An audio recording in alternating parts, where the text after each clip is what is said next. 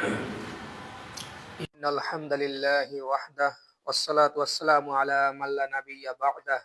أما بعد إن أصدق الحديث كتاب الله وأحسن الهدي هدي محمد صلى الله عليه وسلم وشر الأمور محدثاتها وكل محدثة بدعة وكل بدعة ضلالة وكل ضلالة في النار.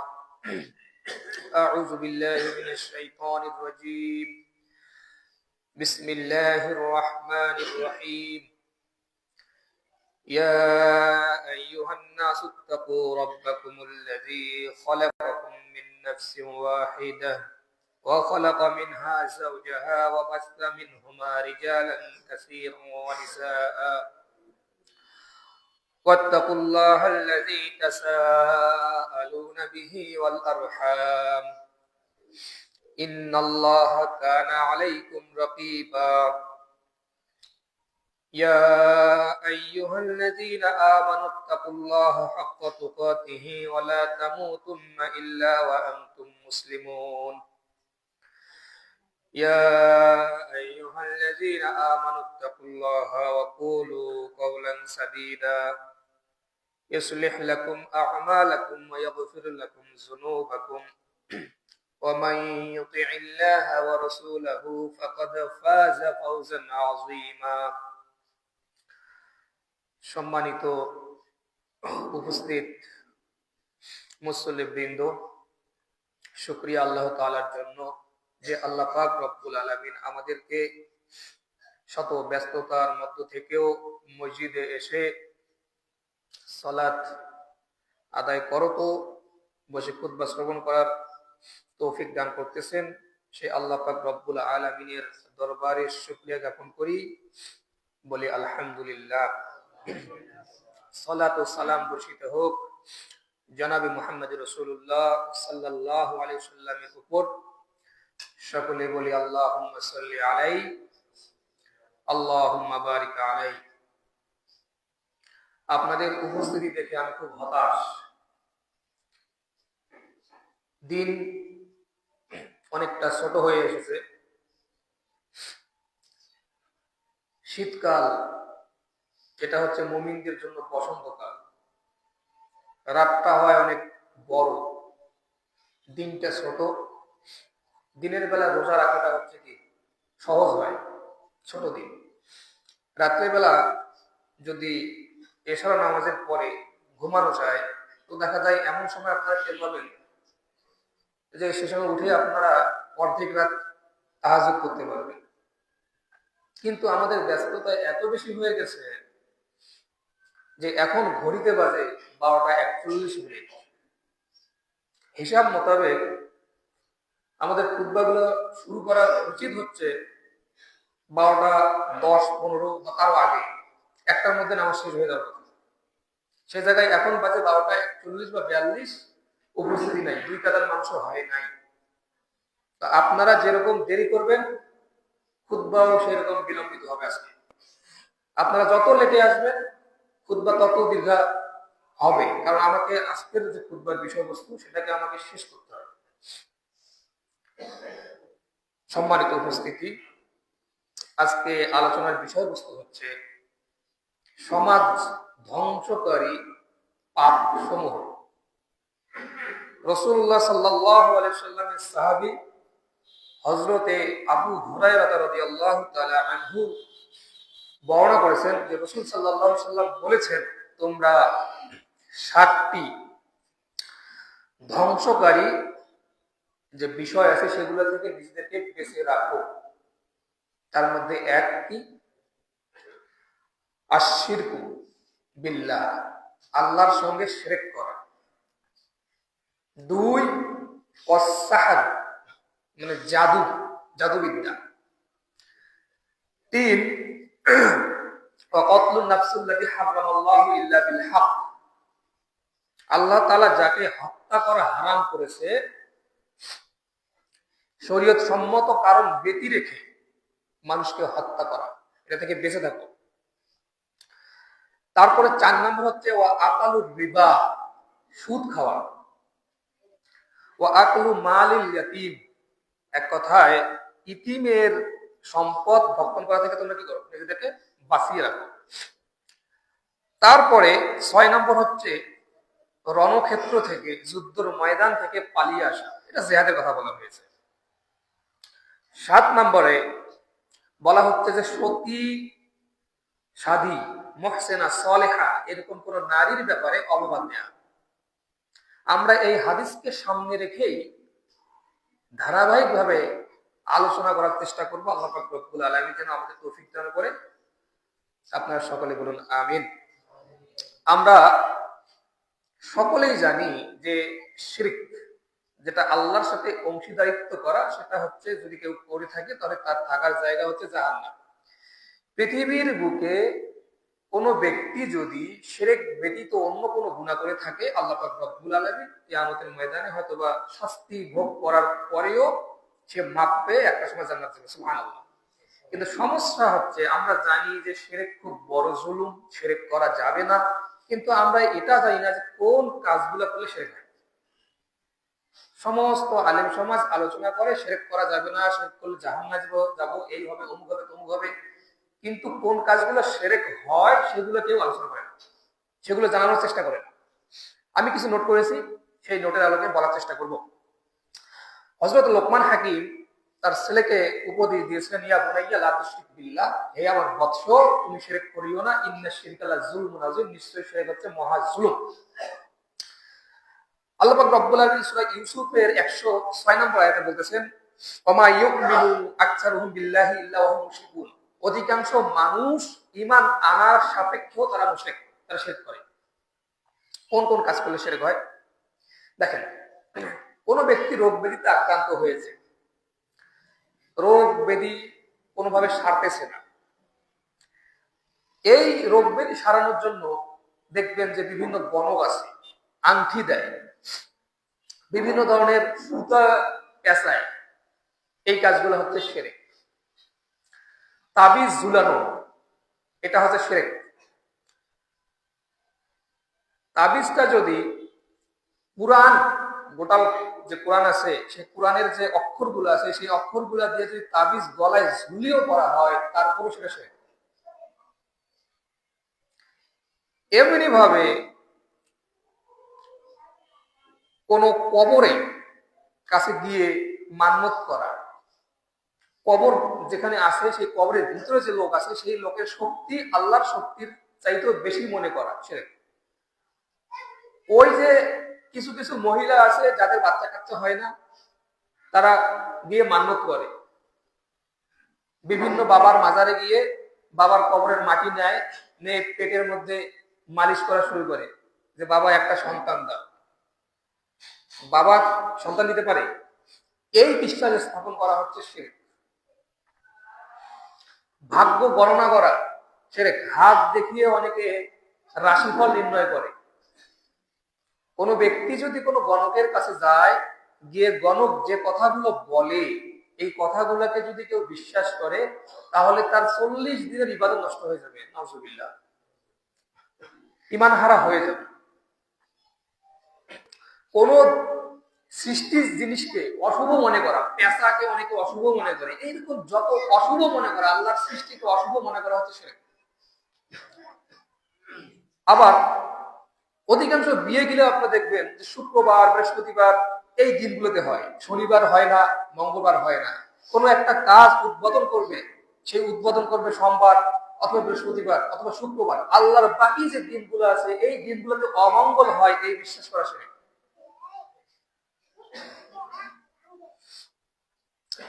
জ্যোতির্বিদ্যা, তারকা ঘুরতেছে, সামনে মহা বিপদ আসতেছে, এইরকম বিশ্বাস স্থাপন করা হচ্ছে শিরক।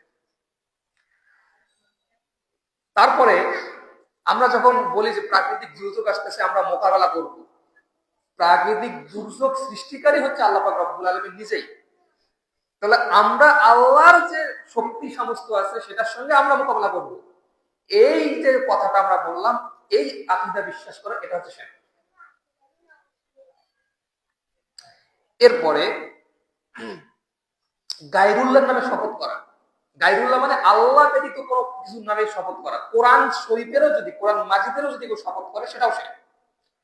মানুষ বাপের শপথ খায়, মায়ের শপথ খায়, সদ্য ভূমিষ্ঠ ছেলের বা মেয়ের সন্তানের মাথার মধ্যে হাত দিয়ে বলে তুমি সন্তানের কসম খাও, কসম করে বলো, এই কাজটা করা হচ্ছে শিরক। মাজারে সেজদা দেওয়া, এগুলা শিরক। আবার আমাদের সমাজে একটা আছে যে আমরা মানবিকতার ধর্ম প্রচার করে থাকি, মানবিক এইরকম বিশ্বাস স্থাপন করাগুলো হচ্ছে শিরক। এগুলা গেল শিরকে আকবার, বড় বড় শিরক। রাসূলুল্লাহ সাল্লাল্লাহু আলাইহি সাল্লামের সাহাবী রাসূল সাল্লাল্লাহু আলাইহি সাল্লাম বলতেছেন যে তোমরা কি করো, ছোট শিরক থেকে নিজেদেরকে রক্ষা করো, বাঁচিয়ে থাকো। সাহাবা একরাম জিজ্ঞেস করলো, ইয়া রাসূলুল্লাহ ছোট শিরক কি? রাসূলুল্লাহ সাল্লাল্লাহু আলাইহি সাল্লাম বললেন যে রিয়া, লৌকিকতা, লোক দেখানো। এই ছোট শিরক থেকে তোমরা বাঁচো।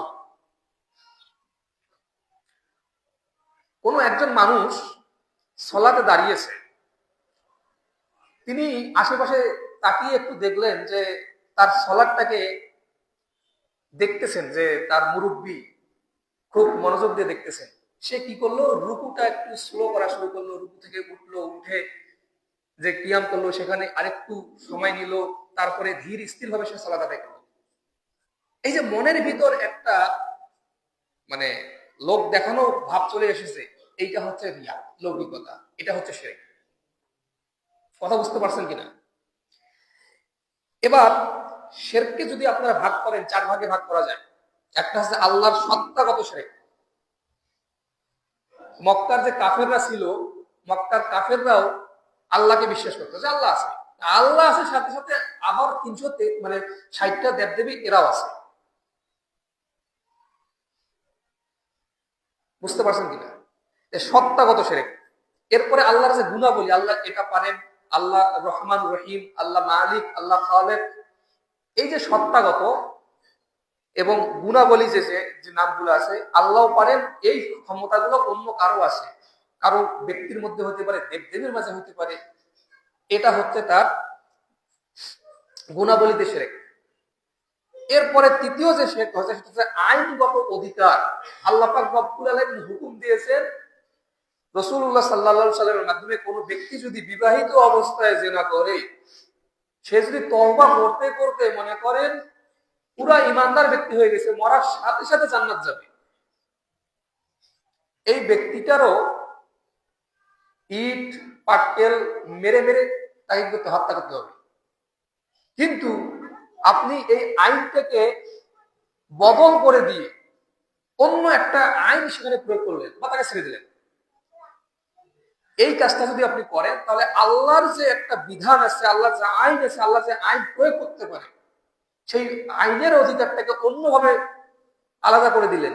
এইটা হচ্ছে আল্লাহর আইনের বিষয়। সে এবং ইবাদতের ক্ষেত্রে আল্লাহর সঙ্গে সঙ্গে, যেমন আমাদের মাজার পূজারী যারা আছে, তারা কি বলে যে আল্লাহর কাছে সরাসরি পৌঁছা যায় না, আমরা একটা মাধ্যম ধরেছি, কিয়ামতের ময়দানে জাহাজে করে আমাদেরকে নিয়ে যাবে, আল্লাহর কাছে পৌঁছে দিবে, সুপারিশ করবে। একইভাবে মক্কার কুফাররাও বলতো, ঝুমারের মধ্যে আছে যে আমরা তো এই দেবদেবীর পূজা করি না, ইবাদত করি না, তবে এরা আমাদেরকে আল্লাহর কাছে পৌঁছে দিবে। মক্কার কুফাররা শুধুমাত্র এই আকীদা, এই বিশ্বাস রাখার কারণে যদি তারা জাহান্নামে যায়, তাহলে বর্তমান সমাজে যারা পীরের মুরিদ আছে, তারা যদি বিশ্বাস করে থাকে যে আমাদের পীর বাবারা আমাদেরকে জাহাজে করে নিয়ে যাবে, বিমানে করে নিয়ে যাবে, উড়ে নিয়ে যাবে, যেইভাবে হয় হোক আল্লাহর কাছে আমাদেরকে পৌঁছে দিবে, সুপারিশ করবে, এই আকীদা পোষণ করে তারাও জাহান্নামে যাবে। আল্লাহ পাক রব্বুল আলামিন আমাদেরকে শিরক থেকে বাঁচার তৌফিক দান করুক, আল্লাহুম্মা আমিন।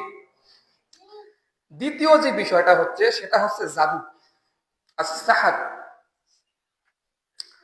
যে ব্যক্তি কোনো গিরা লাগায়, ফু দেয়, এই সমস্ত কাজ যারা করলো, সে জাদু করলো, এবং জাহাই জাদু করার কারণে সে শিরক করলো। এবং যে ব্যক্তি হচ্ছে তাবিজ লটকায়, যে জিনিসটা লটকায় তার দিকে রুজু করে দেওয়া হয়।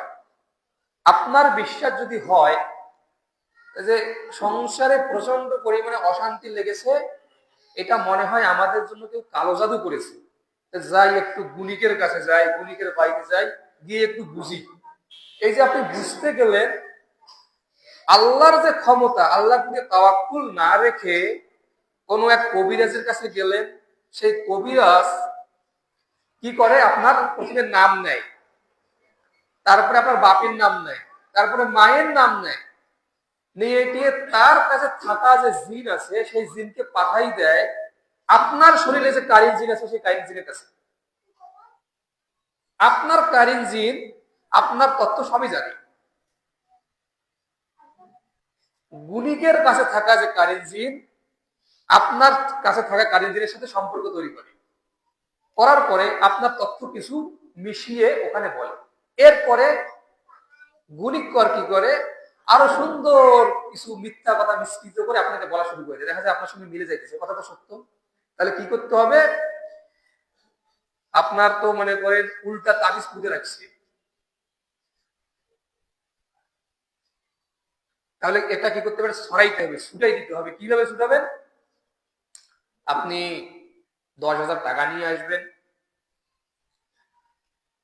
5 কেজি দেশি মোরগ নিয়ে আসবেন, 2 কেজি সরিষার তেল নিয়ে আসবেন, এই বানগুলো কাটতে হবে। কথা বুঝতে পারছেন? এমনি ভাবে গেলেন, আপনার তো আল্লাহর প্রতি তাওয়াক্কুল থাকলেই না, আপনার বিশ্বাস নষ্ট হয়ে গেছে। যে এই কাজ করাইছে এবং যে এই কাজ করছে দুজনেই হচ্ছে একবারে শিরক করলো, এবং এটা বড় শিরক। যারা জাদু করায় এবং যারা জাদু করে,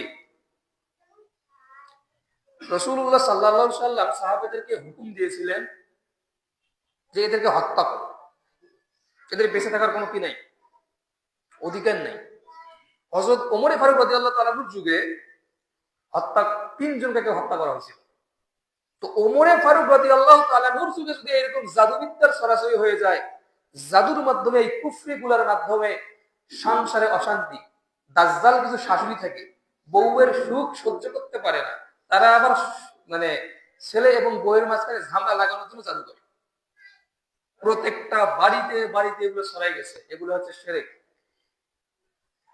এই শিরক থেকে যদি আপনারা বাঁচতে না পারেন, তাহলে মানে যতই আপনারা ইবাদত করুন না কেন, সেই ইবাদত আপনাদেরকে আমাদেরকে জান্নাত পর্যন্ত নিয়ে যেতে পারবে না। শিরক মুক্ত ইবাদত করতে হবে এবং বিদআত মুক্ত ইবাদত করতে হবে। তাহলেই আমরা আশা করতে পারি আল্লাহ পাক রব্বুল আলামিন আমাদেরকে রক্ষা করবেন। সম্মানিত উপস্থিতি, 3 নম্বর, সেটা হচ্ছে সুদ। আমরা জানি আল্লাহ পাক রব্বুল আলামিন সুদকে হারাম করেছেন। সূরা বাকারার টানা কয়েকটা আয়াত আসছে, সেখানে আল্লাহ পাক রব্বুল আলামিন বলেছেন ওয়া হাল্লাল্লাহুল বাইআ ওয়া হাররামার রিবা। আল্লাহ পাক রব্বুল আলামিন ব্যবসাকে হালাল করেছেন, সুদকে হারাম করেছেন। সুদের 70টার অধিক গুনাহ আছে। তার মধ্যে সর্বনিম্ন যে গুনাহ, অন্যতম একটা হচ্ছে নিজ মায়ের সঙ্গে জিনা করা। নাউজুবিল্লাহ। আপনি জিনা করেন নাই, কেউ যদি একটা দিরহাম, একটা পয়সা মানে সুদ খাইয়ে থাকে, তাহলে সেটা হইতেছে কি, তার মায়ের সঙ্গে জিনা করার গুনাহ তার আমলনামায় যুক্ত হবে। আপনি কিন্তু জিনা করেন নাই, কিন্তু গুনাহ আপনার আমলনামায় অটোমেটিক্যালি এসে ঢুকে গেছে। অন্য হাদিসে আছে যে 36 বার জিনা করার গুনাহ। ঠিক আছে? এখন এই যে সুদ, জাহিলির যুগে একটা সুদের সিস্টেম ছিল। জাহিলির যুগে সুদ কেমন ছিল, আমি টাকা ধার করে নিয়েছি, টাকার পরিমাণ ধরে নিলাম যে আমি 1000 টাকা নিয়েছি, দিতে চেয়েছি, এটা ডিসেম্বর মাস, ডিসেম্বরের ধরে না 30 তারিখে দিতে চেয়েছি, 30 তারিখ আসছে, আমি দিতে পারি নাই, সময় বাড়িয়ে নিলাম। আমি তাকে বললাম যে ঠিক আছে, আমি তোমাকে 200 টাকা বেশি দিব। এটা ছিল জাহিলি যুগের সুদ। বর্তমান যুগের সুদগুলো কেমন ছিল, সকালবেলা টাকা নিয়ে বিকেলবেলা দিব, দিন ভিত্তিক সুদ, এত টাকা দিতে হবে। প্রত্যেকটা রন্ধ্রে রন্ধ্রে সুদ ঢুকে গেছে, প্রত্যেকটা পরিবার সুদের সঙ্গে অ্যাডজাস্ট হয়ে গেছে। অথচ সুদ যে খায়, সুদ যে দেয়, সুদ যে লেখে, সুদের জন্য যে সাক্ষী থাকে, কুল্লুহুম সাওয়া, প্রত্যেককেই হচ্ছে সমান। এবং রাসূলুল্লাহ সাল্লাল্লাহু আলাইহি সাল্লামের বলছেন যে ফেরেশতাদের লানত, আল্লাহর লানত, রাসূলের লানত।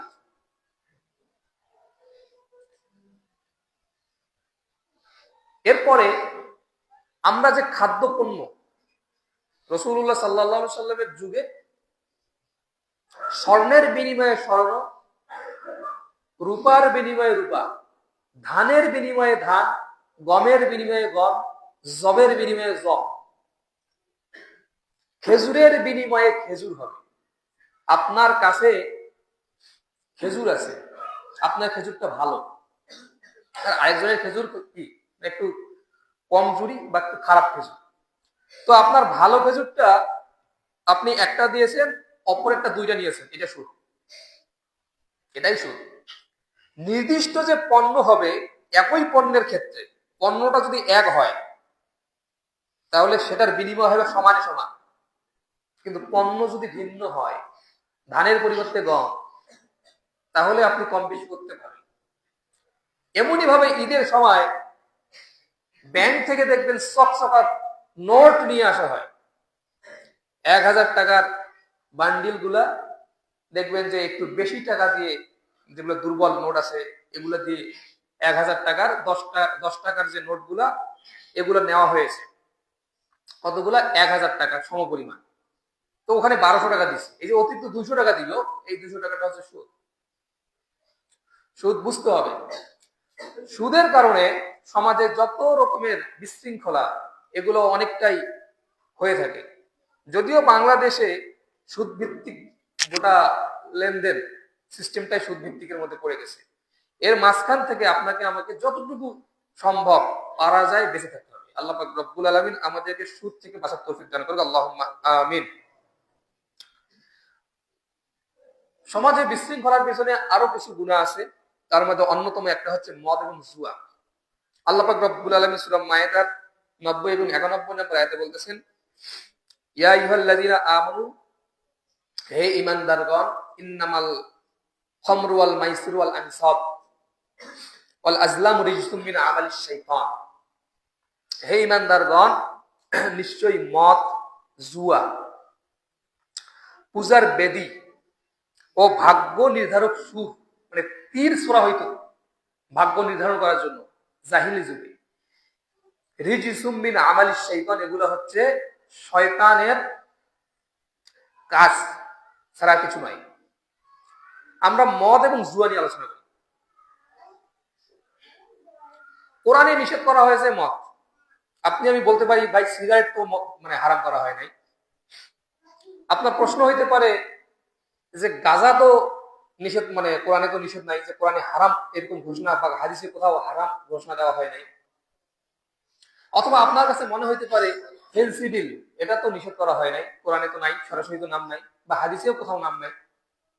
এরকম অসংখ্য নেশাদার দ্রব্য আছে, বাংলাদেশে 27টা পাওয়া যায়। কালকে আমি নেটে সার্চ করে দেখলাম 27টা পাওয়া যায়। এগুলো তো নাই, শুধুমাত্র মদের কথা বলা হয়েছে, আর হাদিসে নেশাদার দ্রব্যের কথা বলা হয়েছে। যে কোনো পৃথিবীর বুকে তৎকালীন সময়ে যে জিনিসটা পাওয়া যাইতো, যেটা নেশার উদ্বেগ ঘটাইতো, সেইটার নাম দিয়ে আল্লাহ পাক রব্বুল আলামিন ওটাকে হারাম করেছেন। একই মূলনীতির উপর ভিত্তি করে পৃথিবীতে আজকে থেকে 5000 বছর পরেও যদি পৃথিবী টিকে থাকে, 5000 বছর পরেও যদি কোনো নেশাদার দ্রব্যাদি আসে, সেই দ্রব্যাদি এই মূলনীতির উপর ভিত্তি করে হারাম হয়ে যাবে। কথা বুঝতে পারছেন? বুঝেন? মদকে বলা হয়েছে উম্মুল খাবাইস, মানে সমস্ত রকম যে খাবাইজ আছে, সেই খাবাইজ হচ্ছে মা। সাহাবা ইকরামের একটা ঘটনা আছে যে তৎকালীন সময়ে একজন সুফি সাধক ছিলেন।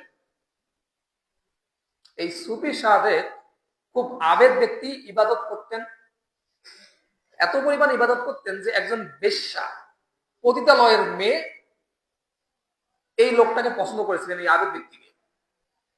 তার মনের ভিতর খায়েশ জন্মাইছিল যে আমি এই লোকের সঙ্গে কি করব, জিনা করব। এই খায়েশ থেকে তিনি তার দাসীকে ভাড়াই দিলেন ওই আবেদ ব্যক্তির কাছে, মানে যে ব্যক্তি ইবাদত করে, পাঠিয়ে বললেন যে অমুক ব্যক্তিকে একটু ডেকে নিয়ে আসো। ডেকে নিয়ে আসা হয়েছে। তো ইনি যখন একটা করে দরজা পার হয়, তখন উনি একটা করে দরজা কি করেন, খিল বা কপাট বা দরজা লাগাই দেয়। লাগাই দিতে আছে, ভিতরে ঢুকছে। নারী বলল যে আমার উদ্দেশ্য আছে তোমার সাথে কি করা, জেনা করা। হাদিসের কথা, এটা আবু দাউদে পাবেন হাদিসটা। তখন বলতেছে হয় জেনা করো, না হয় এই যে এখানে একটা বালক আছে অল্প বয়স্কা, সেই বালককে কি করো, হত্যা করো। অথবা এই যে এখানে শরাব আছে, মদ, সেই মদটাকে কি করো তুমি, ভক্ষণ করো, খাও। এই আবেদ ব্যক্তি তিনি চিন্তা করলেন যে জেনা করার চাইতে, হত্যা করার চাইতে মদ খাওয়া ভালো। মদটা খায়নি, মদ খাইছে, এক প্যাক মেরে দিছে, আবার আরেক প্যাক মারছে, এভাবে প্যাক মারতেই আছে। যখন মাতাল হয়ে গেছে, তখন ওই বালককেও সে হত্যা করেছে এবং ওই নারীর সঙ্গেও সে জেনা করেছে। নাউজুবিল্লাহ। মানুষ যখন নেশাদার দ্রব্যাদি খায়, ভক্ষণ করে, তখন তার যে মস্তিষ্ক আছে, মস্তিষ্ক বিকৃত হয়ে যায়। বিকৃত মস্তিষ্ক হওয়ার কারণে তার হিতাহিত জ্ঞান সে ভুলে যায় এবং সে ক্রমান্বয়ে যত রকমের পাপাচার আছে সেই পাপাচার সে করতে পারে। আল্লাহ পাক রব্বুল আলামিন মাদকের ভয়াল থাবা থেকে আমাদের জামাতবাসীকে রক্ষা করুক, আল্লাহুম্মা আমিন। আরেকটি জিনিস হচ্ছে, সেটা হচ্ছে কি জুয়া, যেটাকে ভদ্র ভাষায় বিট লাগানো বলা হয়। সামনে বিপিএল আসবে, ক্রিকেট খেলা, দেখবেন যে প্রত্যেকটা বাজারে বাজারে, মার্কেটে মার্কেটে জুয়ায় সয়লাভ হয়ে গেছে। বলে বলে ছক্কা, এই বলে ছক্কা হলে লাগাও 500, এই বলে ডট, এই তো ঠিক না? বর্তমান আরো কি আছে, থাই গেম, ক্যাসিনো, এই জুয়া। এই যে জুয়াগুলো আছে, এই জুয়াগুলোর কারণে কিন্তু হত্যা হচ্ছে বেশি পরিমাণে। ওই টাকা ম্যানেজ করতে গিয়ে মানুষ খুন খারাপি যত কিছু আছে সবকিছু হচ্ছে, এবং শয়তানের একটা আমল, শয়তানের কাজ। আমাদের যে বাচ্চা কাচ্চা যেগুলো আছে, উঠতি বয়সের ছেলে পেলে যারা আছে, তাদেরকে এই মদ এবং জুয়ার ভয়াল যে থাবা আছে, এই থাবা থেকে বাঁচার জন্য আপনারা যারা গার্জিয়ান আছেন, অভিভাবক আছেন, তারা একটু বিশেষভাবে নজর রাখবেন। আল্লাহ পাক রব্বুল আলামিন তাদের প্রতি নজর রাখতে তৌফিক দান করুন, আল্লাহুম্মা আমিন। তৃতীয় যে বিষয়টা হচ্ছে, যেটার কারণে সবচেয়ে সমাজে বিশৃঙ্খলা সৃষ্টি হয়, সেটি হচ্ছে আত্মসাৎ। কেমন ধরনের আত্মসাৎ? আপনারা পড়ে যাবেন, অধিকাংশ মামলাগুলো দেখবেন দুইটা বিষয় কেন্দ্রিক। এক হচ্ছে জমি জমা, আর একটা হচ্ছে যৌতুক, নারী ও শিশু নির্যাতনায়। এই জমি জমাগুলো সংক্রান্ত যে আত্মসাৎ, হযরত সাইদ ইবনে যায়েদ রাদিয়াল্লাহু তাআলা আনহু থেকে বর্ণিত হাদিস, রাসূল সাল্লাল্লাহু আলাইহি ওয়াসাল্লাম বলছেন, যে ব্যক্তি ক্ষমতার দাপট দেখিয়ে অত্যাচার করে 1 বিঘত পরিমাণ জমি দখল করবে, আল্লাহ পাক রব্বুল আলামিন কিয়ামতের দিন অনুরূপ 7 তক জমিন তার কাঁধে ঝুলিয়ে দিবে। আল্লাহু আকবার। 2 কাঁধে 20 কেজি ওজনের চাঙারির মধ্যে যদি আপনি নিয়ে একদিন দাঁড়িয়ে থাকেন, একটু চেষ্টা করে দেখেন পারবেন কিনা। 20 কেজি একদিন, 24 ঘন্টা। কিয়ামতের ময়দানের ভয়াবহতা তো এমনিতেই অনেক বিশাল। সেই সময় যদি আপনাকে 7 তক জমিন আপনার কাঁধের মধ্যে আল্লাহ পাক রব্বুল আলামিন ঝুলিয়ে দেন, শুধু অতিরিক্ত জমি ভক্ষণ করে খাওয়ার কারণে, তাহলে হিসাব করে দেখেন কি অবস্থাটা হবে। এই জন্য যারা অতিরিক্ত জমি ভক্ষণ করে থাকেন, দুর্বল মানুষের জমি ভক্ষণ করে খাচ্ছেন, অথবা জমি পরিমাণ হচ্ছে আপনার 5%, আপনি খাচ্ছেন 7%, অতিরিক্ত জিনিসটা এমনিতে ছেড়ে দেন। ছেড়ে দিয়ে প্রয়োজনে যে লোকে খাইছেন এতদিন, সেই লোককে বলেন যে ভাই, আমি এতদিন ভক্ষণ করেছি, আমাকে মাফ করে দেন। দেখবেন যে তার সঙ্গে এতদিন যে মানে ইয়া ছিল, রাগ ছিল, এটা ছিল, ওটা ছিল, সবকিছু কিন্তু হয়ে যাবে, মিটমাট হয়ে যাবে। এমনি ভাবে সমাজে যেটা বলছিলাম যে শেষের দিকে, যে ইতিমের মাল ভক্ষণ করা। আপনার বড় ভাই ইন্তেকাল করেছে, তার 2টা ছেলে আছে, ইতিম। অসংখ্য ঘটনা আছে বাংলাদেশে যে ইতিম যখন তার স্বামী কি করছে, মারা গেছে, বাচ্চা 2টা আছে, ওই মহিলার আর ঠাই হয় না শ্বশুর বাড়িতে। আমরা জানি হযরত মুসা আলাইহিস সালামের ঘটনা, হযরতে মুসা আলাইহিস সালাম এবং খিজির আলাইহিস সালামের ঘটনা আমরা জানি। তার মধ্যে একটা ঘটনা কি ছিল, যে যাচ্ছে যাচ্ছে যাচ্ছে যাচ্ছে যাচ্ছে একটা জনপদের মধ্য দিয়ে যাচ্ছে, হযরত খিজির আলাইহিস সালাম বলল যে এখানে কি করতে হবে, একটা প্রাচীর নির্মাণ করা শুরু করে দিল। তো সারাদিন অভুক্ত অবস্থায় আছে, প্রাচীর নির্মাণ করব। প্রাচীরের নিচে কি ছিল, ইতিমের সম্পদ ছিল, তাই তো? এই ঘটনা তোমরা জানি। ইতিমের সম্পদ আপনারা কি করবেন, রক্ষা করবেন। রাসূলুল্লাহ সাল্লাল্লাহু আলাইহি সাল্লাম বলছেন যে ইতিমকে যে লালন পালন করে, সে এবং আমি একই সঙ্গে জান্নাতে থাকবো। সুবহানাল্লাহ। আর আমরা কি করি, ইতিমের মাল পেলে বেশি করে কি করি, ভক্ষণ করি, আত্মসাৎ করি। আমরা চেষ্টা করব ইতিমের এই মালগুলোকে সঠিকভাবে তাদের কাছে পৌঁছে দেওয়া, তার আমানতকে রক্ষা করার চেষ্টা করবো। আল্লাহুম্মা আমিন। এছাড়া আমরা যেটা দেখলাম যে মুহসিনা, মুমিনা যে নারী আছে, তাদের নামে অপবাদ দেওয়া। কোন মুহসিনা নারীর নামে যদি কেউ অপবাদ দেয় এবং সেটা যদি 4 জন সাক্ষী এসে সেটাকে প্রমাণ করতে না পারে, তাহলে তার শাস্তি দুনিয়াতে 80টা বেত্রাঘাত। কেউ যদি মদ ভক্ষণ করে, সেটা যদি প্রমাণ পাওয়া যায়, 40 বেত্রাঘাত করতে হবে। হযরতে ওমর ফারুক রাদিয়াল্লাহু তাআলা আনহুর যুগের শেষের দিকে উনি 80টা বেত্রাঘাতের হুকুম করেছিলেন। বিবাহিত কোন পুরুষ বা নারী যদি জেনায় লিপ্ত হয়, যেটাকে পরকিয়া বলে, তাহলে তাকে করতে হবে কি, যে ইট পাথর নিক্ষেপ করে করে মারতে হবে।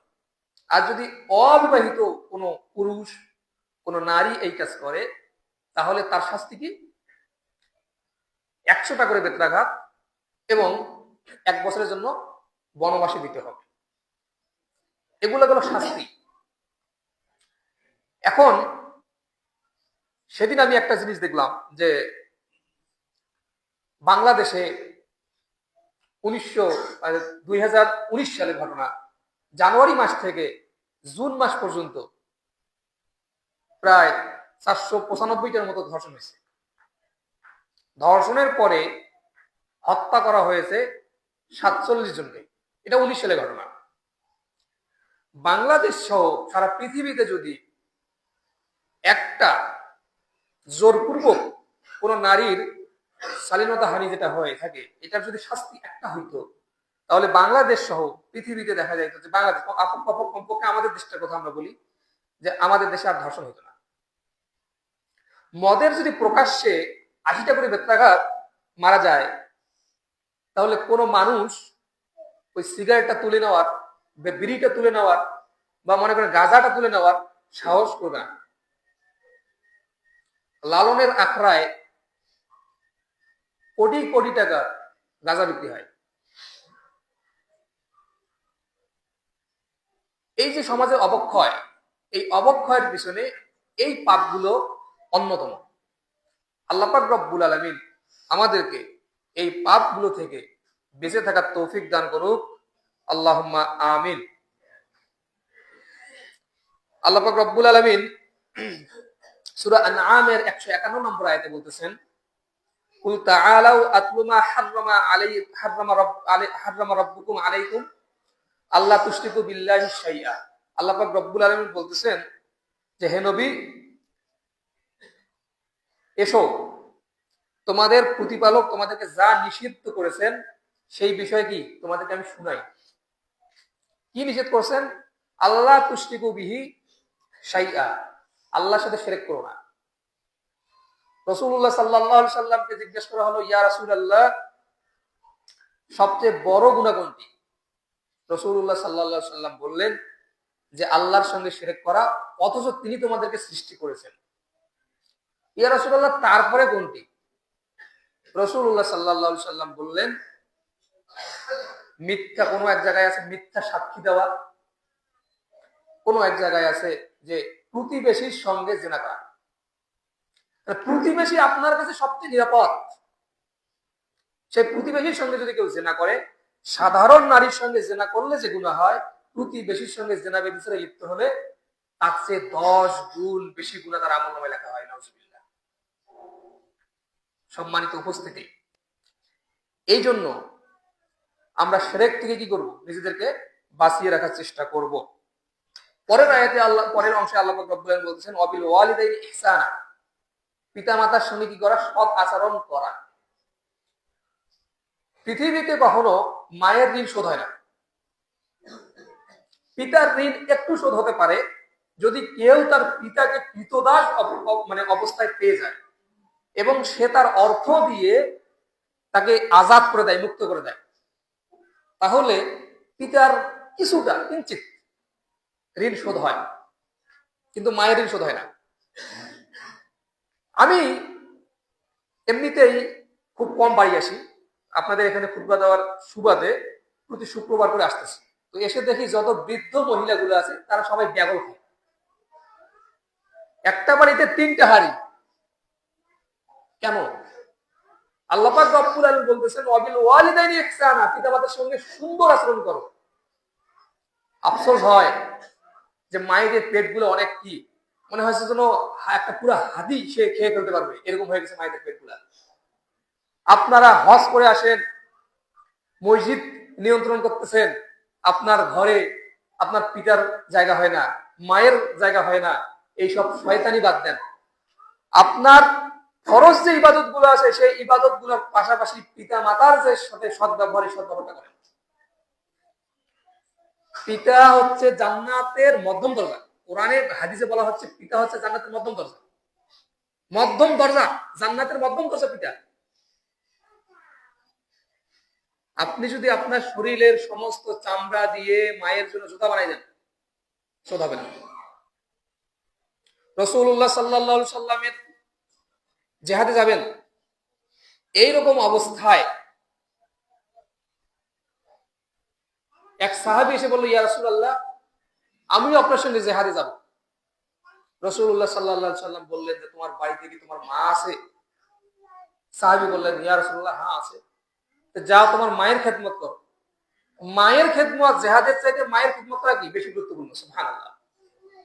আমি আপনাদেরকে উদাত্ত আহ্বান জানাবো, যাদের মায়ের পেটগুলো অনেক বেশি হয়ে গেছে, অনেক খায়, আপনার যদি সন্তানের ভাত আপনার মাধ্যমে হয়ে থাকে তাহলে আপনার মায়েরও হবে। আজকে এইখানে যাবেন, দুপুরের খাদ্যটা যেন ওই যে ভারী যেটাতে আপনার মা রান্না করছে সেই হাড়িটা যেন এক জায়গায় আবার হয়ে যায়। আপনি যদি আপনার বউ এবং মায়ের সঙ্গে ব্যালেন্স করে চলতে না পারেন তাহলে আপনার বিয়ে করা আপনার জন্য উচিত হয়নি। আপনার চেষ্টা করবেন পিতা মাতার সবচেয়ে কি করতে, সর্বোচ্চ ভালো ব্যবহার করতে এবং তাদের যতটুকু খেদমত করা যায় মৃত্যু পর্যন্ত খেদমত করবেন। আল্লাহ পাক রব্বুল আলামিন আমাদেরকে খেদমত করার তৌফিক দান করুন, আল্লাহুম্মা আমিন। তৃতীয় নির্দেশ দিয়েছেন, ওয়ালা তাকতুলু আওলাদাকুম মিন ইমলাক, তোমার সন্তান তোমার ভারীর ভাত খাবে এই ভয়ে সন্তানকে হত্যা করো না। আল্লাহ পাক রব্বুল আলামিন বলতেছেন, নাহনু নারযুকুকুম ওয়া ইয়্যাহুম, আমি তাদেরকে খাওয়াই এবং তোমাদেরকে খাওয়াই। সুবহানাল্লাহ। অ্যাবর্শন মানে হচ্ছে ভ্রূণ হত্যা করা। 2014 সালের রিপোর্টে বলতেছে যে প্রতি 1000 নারীতে যাদের বয়স 14 থেকে 49 বয়স, 14 সালের রিপোর্ট, আজকে থেকে 11-12 বছর আগের রিপোর্ট, 1000 নারীতে 29 জন অ্যাবর্শন করে। আজকে থেকে 10-12 বছর আগে যদি এই ঘটনা হয়ে থাকে তাহলে বর্তমান সময়ে এর পার্সেন্টেজ কত বেশি। এই জন্য আল্লাহ পাক রব্বুল আলামিন এগুলো হারাম করে দিয়েছেন। তোমার সন্তান তোমার ভাগ বসাবে এই ভয়ে কি করা যাবে না, সন্তানকে হত্যা করা যাবে না। এই হত্যা মানে হচ্ছে জব করে দিতেছেন, বাচ্চা জন্ম দিয়ে, এমনটা না, অ্যাবর্শন, এইটাই বলা হয়েছে। আল্লাহ পাক রব্বুল আলামিন আমাদেরকে এই হুকুমগুলো মেনে চলার তৌফিক দান করুক, আল্লাহুম্মা আমিন। সুবহানাকাল্লাহুম্মা ওয়া বিহামদিকা আশহাদু আল্লা ইলাহা ইল্লা আনতা আস্তাগফিরুকা ওয়া আতুবু ইলাইক।